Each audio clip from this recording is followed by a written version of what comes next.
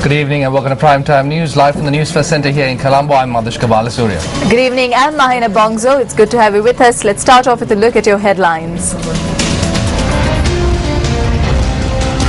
The headlines on Newsfirst at 9. Case filed by Mangala Samaraveera against the chairman of the Capital Maharaja Organisation Limited dismissed. President Mahinda Rajapaksa pays tribute to the late Nelson Mandela. Sri Lanka should follow Mandela's example. Statement by the UK Deputy Prime Minister. Stock of tomato sauce and chili powder unsuitable for consumption discovered in Slave Island. Newsfirst at 9. The case filed by parliamentarian Mangala Samaraveera against the chairman of the Capital Maharaja Organisation Limited in the Mathura Magistrates Court was dismissed today.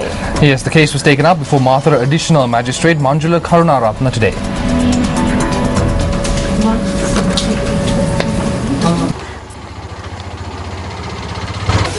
On the 25th of November, the Mathura Additional Magistrate ordered that the chairman of the Capital Maharaja Organisation Limited be present in court today after considering a personal complaint lodged by MP Mangala Samaraveera citing Section 81 of the Code of Criminal Procedures, Act No. 15 of 1979. Subsequently, a motion was filed in court on behalf of the chairman of the Capital Maharaja Organisation Limited. After considering the motion on the 5th of December, Mathura Additional Magistrate Manjula Karunaratna noted that the presence of the chairman of the Capital Maharaja Organisation in court today was not required and that representation by legal counsel would be sufficient. When the case was taken up today, President's Counsel Rienzi Arsukularatna, appearing on behalf of the chairman of the Capital Maharaja Organisation Limited, pointed out that the Capital Maharaja Organisation is a legal entity. The President's Counsel argued that given the vicarious power in this case, the chairman as an individual could not be charged. The President's Counsel also submitted to court a certified copy of Form 20 from the Office of the Registrar of Companies listing the Board of Directors of the Capital Maharaja Organisation Limited as proof. The additional magistrate also granted permission for Attorney at Law Maithri Gunaratna to make submissions as an aggrieved party in this case.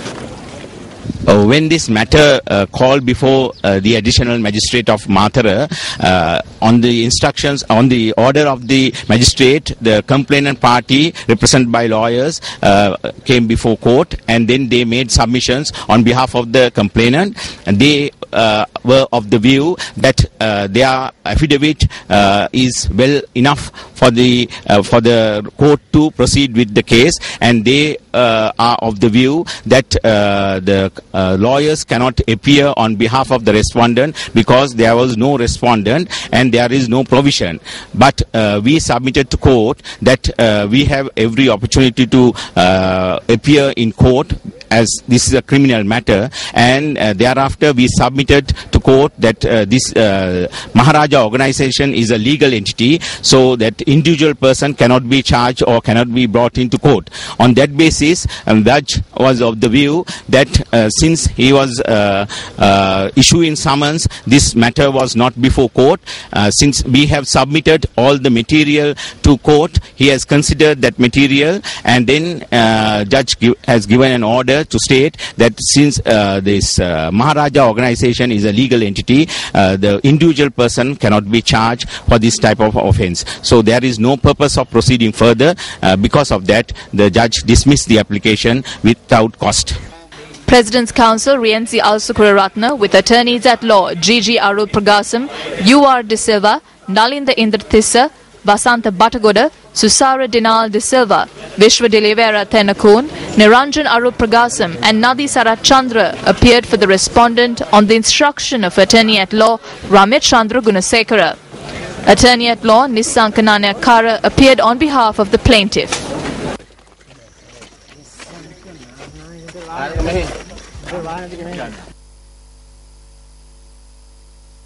Just in Parliament by parliamentarian Manusha Nanyakara. Today it has come to a level where media institutions are taken to court when they raise accusations at one's party or criticize one's party. This is being done by none other than Mangala Samaraveera, who prostituted the media.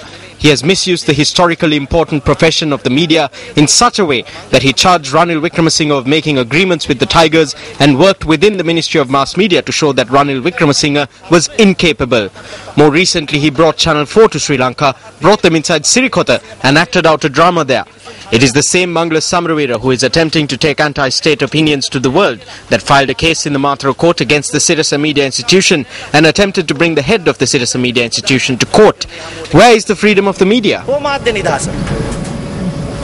Senior journalist Susil Kindel PTA expressed his views on media freedom.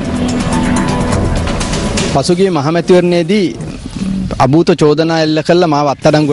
the last general elections, ridiculous charges were leveled against me and I was arrested. The United National Party did nothing on my behalf, even though I contested for the party.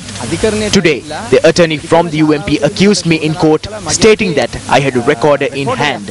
I had no equipment in my hand. The United National Party usually inconveniences people in this manner because they have been making various allegations at media institutions in the recent past. It is evident that they have suffered another defeat today. This includes people who at one time sent flower wreaths and skulls to the houses of journalists and owners of media institutions. This defeat can be viewed as a victory for the people's right to information. It is a victory for the people of this country. The United National Party and Mangala Samravira have always attempted to suppress the media through various allegations. I believe the court verdict emphasizes that the people's right to information and the media's right to provide information can in no way be violated.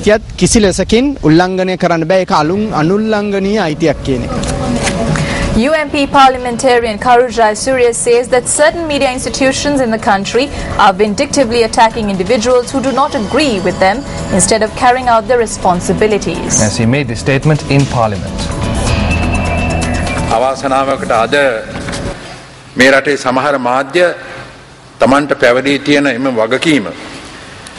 Unfortunately, today in this country, certain media institutions, instead of carrying out the responsibility vested in them, are levelling vindictive and low blows to dissenters who do not agree with them and are working to assassinate their characters and bring them to disrepute. As a result, the real problems facing the people of this country, such as the lack of democracy and good governance, the inability to live, the collapse in the rule of law, corruption and other important matters are being brushed aside. Whether it is the government or the opposition, where there is wrong, the media should point it out. We strongly hold this opinion, but today it has become the culture of certain newspapers to sling mud at targeted individuals. Honourable Deputy Chair, this is a catastrophic situation.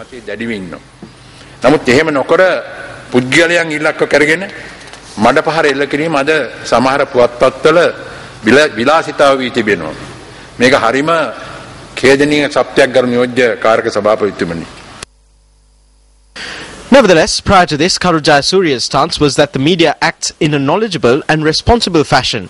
These are some of the statements he has made regarding the media. In a civilized society where democracy reigns supreme, the media must be respected. We always hope for good governance and a free media in this country. That is how we can sustain democracy in the country. On the 18th of April, MP Karujai Surya requested that an impartial investigation be held into threats that have been levelled at journalists. The statement containing this request was published on Karujai Surya's website the same day. Furthermore, at a media briefing held on the 17th of May this year, Karujai Surya made the following statement. Extract. The repressive policy of the government is on the increase. It is impossible to express dissenting views against the government. The government behaves in a manner as if the people have given a mandate to them to stay in power forever. End of extract. If a newspaper or media network is unable to tell the truth or is unable to provide balanced news, then we cannot think of such a country as democratic.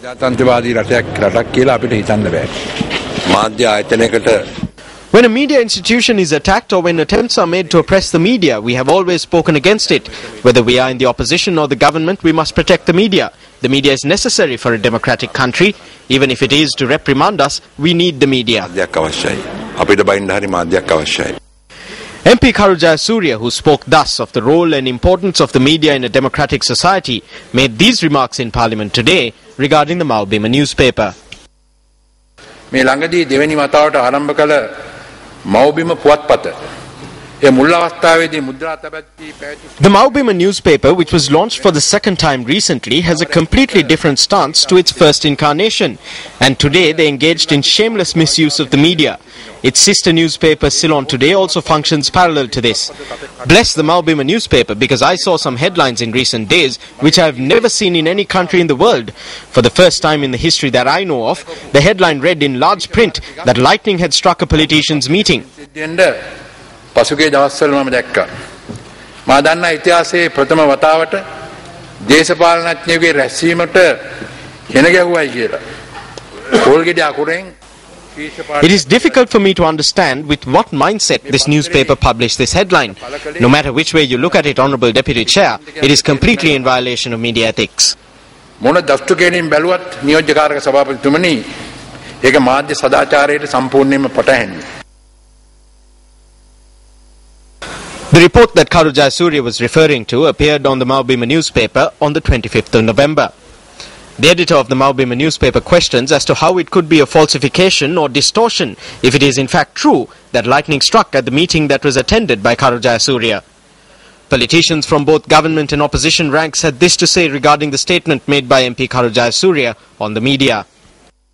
එක්සත් ජාතික පක්ෂයේ කරු ජයසූරිය මැතිතුමාගේ කතාව අහලා මම විශ්මයටපත් වුණා. හේතුව එය එක්තරා විදියකින් මේ I was amazed after listening to the speech made by Karu Jayasuriya of the United National Party. I was wondering if it was a confession or whether it was a statement being made from our side. The UNP, which often makes speeches about media freedom, has had bad experience in its time and in the past. If you are appointed to the government in the future, I have a suspicion as to whether Karu Jayasuriya will give even an inch of media freedom to society. If you look at the newspapers in this country today, it is evident that there was a time when the newspapers were far more critical. I know that whether we look at newspapers in the past, newspapers in the present, or if we are alive to witness newspapers in the future, criticism is not something that we can stop. We call this the freedom of the media. No matter how much it hurts us, or how much we feel it, or how much we are disappointed by it, we need not be troubled by it. Remember that the leader of the Leadership Council has presented the vision of the United National Party. අපි කලබල වුණොත් පැහැදිලි ලෙසම අපේ මතක තියාගන්න ඔබතුමන්ලගේ මේ නායකත්ව මණ්ඩල නායකයා ඉදිරිපත් කරුවේ එක්සත් ජාතික පක්ෂ දර්ශනය. Even we who are in the opposition are saying that there isn't a strong opposition. Everyone is saying that there isn't a strong opposition. Who is it that destroyed a strong opposition? People like Karu Jayasuriya and Vimal Veeravansa also supported the weakening of the functions of the opposition. Karu Jayasuriya is a major shareholder in this. He went over to strengthen the hands with half of the opposition. Now there is too much power there. 2/3 of parliament.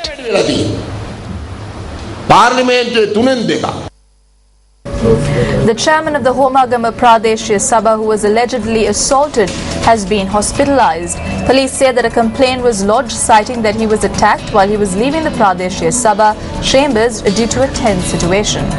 Police media spokesperson SSP Ajit Rohan has said that an individual was arrested in connection to the assault.